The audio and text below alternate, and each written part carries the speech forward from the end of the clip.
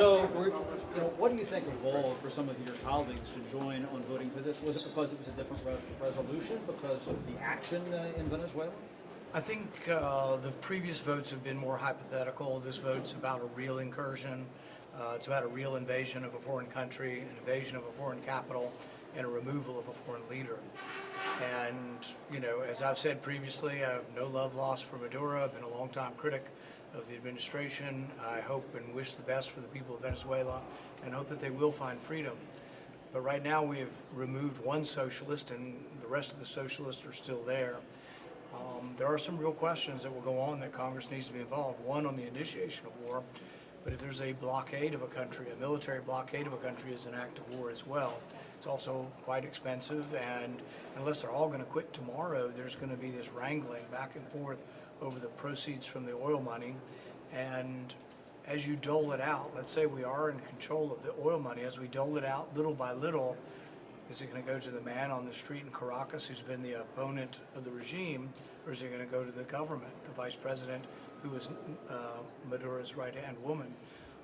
I think there are so many questions, but I think the vote today reflects that more Republicans are taking it seriously because it's no longer hypothetical but real. Even though this will likely be vetoed, do you think you're still sending an important message to the White House here? It's an important message to everybody in the country that war is an important thing and should be discussed. I consider it my most sacred of all duties to talk about whether I send your kid or my kid to war. And it's a vote that our founding fathers felt to a person, from Hamilton to Jefferson. They all believed that the power to initiate or declare war should be in Congress. They debated back and forth whether the president should have the role. They decided that the execution of the war would be the president's prerogative, the initiation and declaration would be the prerogative of Congress. So I think it's just an incredibly important vote. Now, from a practical point of view, we will be on it next week, so we will be debating this.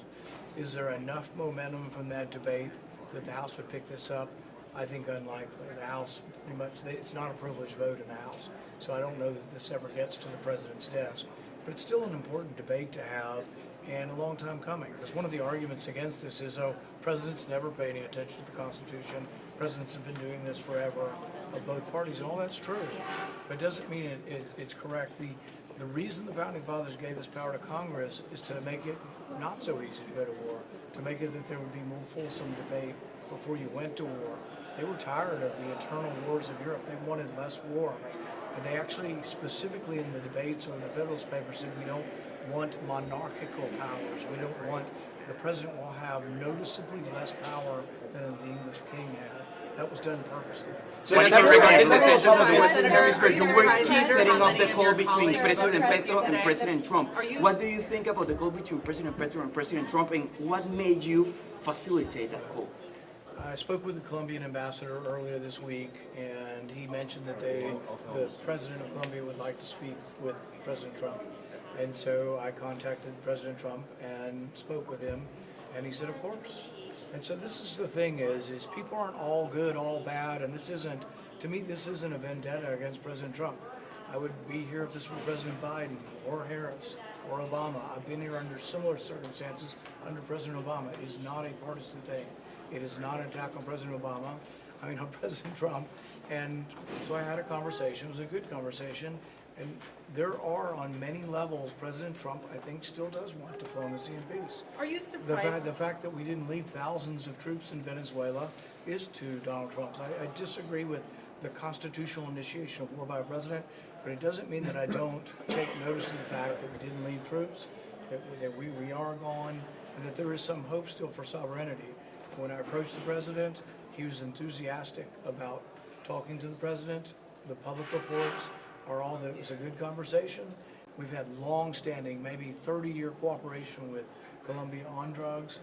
And if I'm a small part of facilitating diplomacy, I'm very happy. You said that he was enthusiastic, but just on Sunday he called Petro Several Republicans have said this is not going to cost American taxpayer dollars. Some have said it's actually an investment that may bring revenue in.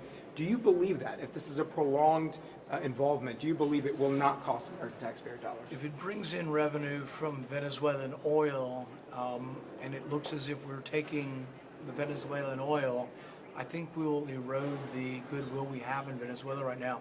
You know, the large number of people, at least half the country or more, has been unhappy with Maduro, with the socialist regime.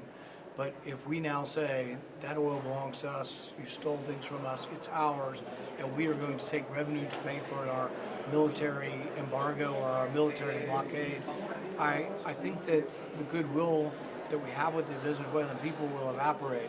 You know, they didn't like the socialists controlling the oil revenue. I'm not so sure they'll be that happy about the Americans. The other thing is it's going to be hard for prosperity to be around the corner. Prosperity will take time. If you're a CEO of an oil company, are you going to invest billions of dollars in the midst or the aftermath of this? I think it's going to take some convincing. And ultimately, I think it's going to take an election for people to want to come in and invest in Venezuela. If there was a free and open election and you had a multi-party system again there, I think there's a chance then you'll get investment. But then we're talking about a year or two out.